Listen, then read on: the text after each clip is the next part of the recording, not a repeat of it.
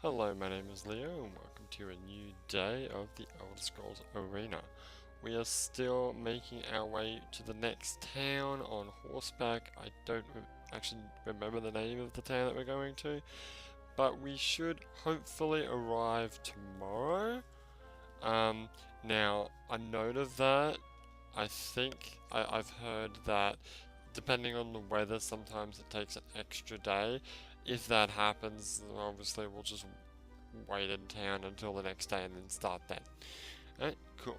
So yesterday I was talking about Japanese TVs, and at the end of the video I mentioned the difference between, is it NTST, NST, whatever the Japanese and American standard for television is. I can't remember what it's called. NTST, I think that's what it is. In Europe and Australia, we've got PAL, PAL. I really don't get why we have to be on different systems. It's not such a big thing anymore because these days, most games can be played on either, or most TVs for that matter, can play both. Well, at least in Australia, most TVs can play both. I've got some, Japanese DVDs, Japanese games and that, and they work perfectly fine on my TV at home.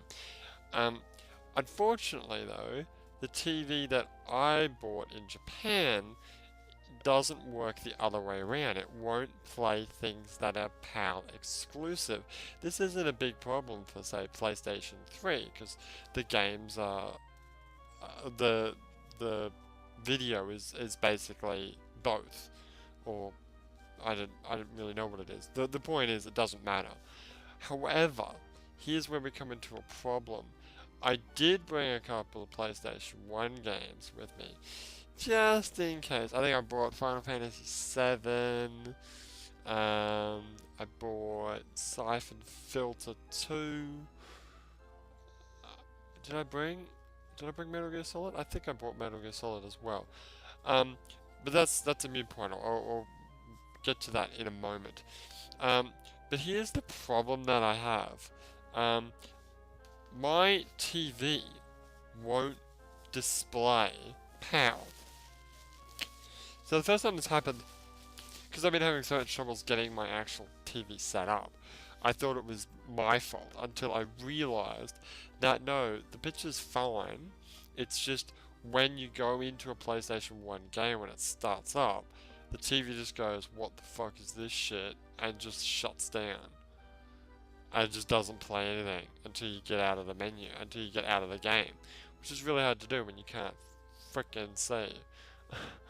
I basically just had to hard shut down the PlayStation. Oh no, actually, what I did do is I used the Hopag, because when you use the software, the recording software for the Hopag, it gives you like a preview on your computer, and on the computer I could see the screen, I could see what was happening, but on the TV I couldn't, and that was basically a nudge to say, yeah, this isn't going to work, so you're just going to have to move on. This sucked, not because Final Fantasy VII and the other games that I bought, but just literally days before I left for Japan, there was a PlayStation Memories sale, and I purchased, because I didn't think I'd have another chance before I get back, I purchased Siphon Filter 1, which I played the demo, and I actually kind of want to get Siphon Filter 3 as well. I want to play all the Siphon Filter games, because I really enjoy Siphon Filter 2 a lot. I don't know if I'll get the games after 3, because then they sort of, well, they'll be, 1, difficult to get, and 2, sort of not that great, but I know that Siphon Filter 1 and 3 are on PlayStation Network, so that's why I wanted to get them. So Siphon Filter 1 was like discounted, so was the Resident Evil 1, 2, and 3 trilogy, which I've had people raving about Resident Evil. The only real experience I have with Resident Evil is back in the old days of Half-Life, there was a mod for Half-Life called Sven Co-op, where you could play maps like cooperatively against the computer, which is kind of cool. Actually, it was one of my favorite parts about online play because I don't really like versus in online. Um, and one of the maps they had was like a recreation of Resident Evil 1. So basically Resident Evil 1 Half-Life mod, if you will. And it was kind of interesting, sure. But here's the problem. So I've got all these games, right? I've got Siphon Filter 1, I've got Resident Evil 1, 2, and 3. And I think I got another game. I don't remember the name of the other game. But I can't play them. I've got these games, and I really want to play them. But I freaking can't. Because my TV won't display the freaking picture. God damn it. So I have to wait till I get back to Australia before I can play those games.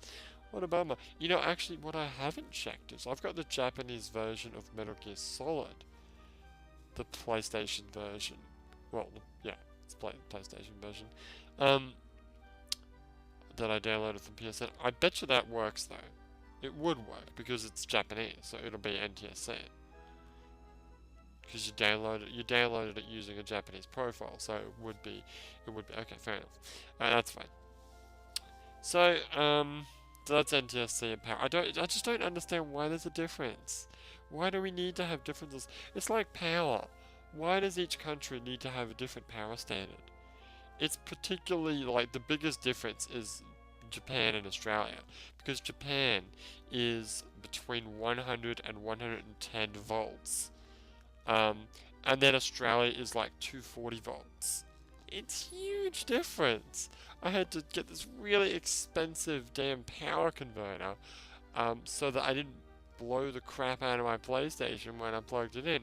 I did hear that apparently the PlayStation 3s have universal power supplies, but they just don't say it on the box. But I was really paranoid, so I thought I'd just buy the power converter just to be on the safe side.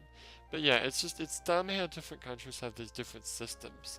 I mean, there's metric and there's imperial. Let's not get into that right now and how dumb, say, Fahrenheit is as a measurement of of temperature. But I mean, for like modern things like power, TV standards, I just don't get why they're different. I I don't agree with it, but I get why games and DVDs have region locking. Although it's really awesome that the PlayStation 3 isn't region locked. That's great because it means I can play freaking PlayStation 3 games. But I mean, apart from that, I just don't get why there has to be a difference. Now, as you can see, we're riding our horse off into the north. I think we're going northwest to the next town. We should arrive in a couple of days, hopefully tomorrow if all goes well. Now, I've been thinking about fast traveling because I've got nothing else to do. I'm just riding on a horse. Here's what I think we should do about fast traveling. It's kind of like what I wanted to do anyway. So unless there's a time limit involved, and that's a whole nother story that we'll deal with. We'll cross that bridge when we come to it. When we'll basically town hop to our destination, assuming there's no time limit. And I think rather than me getting to this next town and then immediately fast traveling to the next town, which I might as well just fast travel all the way if I'm going to do that. Which I don't want to do that. I want to minimize fast traveling as much as possible, which is kind of I can't. But I still want to have a true RPG experience where you travel the countryside. God damn it, not just fast travel immediately to your destination. So here's my idea: when we arrive at the next town, we'll do quests, we'll do a couple of dungeon crawls, we'll sell weapons. And ideally what I would like to do, I know I didn't do this in Port New View, which I should have. Well, I didn't think about this until now, so it's kind of a hindsight. I'm not going back to Port New View to do it. But in the first town that we started off with, we did that Lord mission. We did the mission for the Lord of, what's the name of the main town? Chase Grove.